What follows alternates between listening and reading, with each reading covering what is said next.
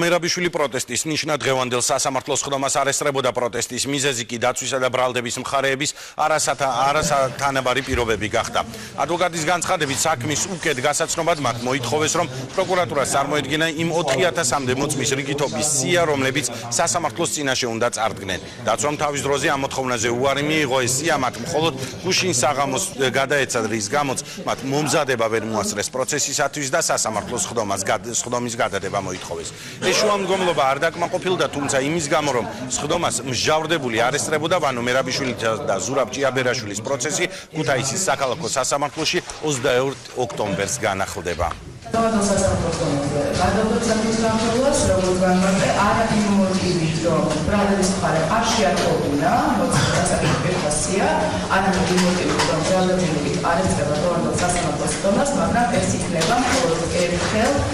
დაცვის მხარეების საშუალება, რომ ბრალდებული შემდეგ სასამართლოს ხდომაზე გამოცხადდეს სურვილის შემთხვევაში. ვინაიდან წინასწარ არ მოგვეცა შესაძლებლობა გვცოდნოდა მოწმეთა ვინაობა, ვის დაკითხვას საპირებდნენ 3979 მოწმედან, შესაბამისად, რა თქმა უნდა, კმაყოფილები ვართ, იმიტომ რომ გადაიდო სასამართლო პროცესი მერაბიშვილის გამოუცხადებლობის გამო და ჩვენ მოგვეცა საშუალება, რომ უფრო მომზადებულები მოვიდეთ შემდეგ პროცესს. დღევანდელი სასამართლოს ხდომა სასამართლომ გადადო მხოლოდ იმ მოტივით, რომ არ გამოცხადა ბრალდებული ივანე მერაბიშვილი.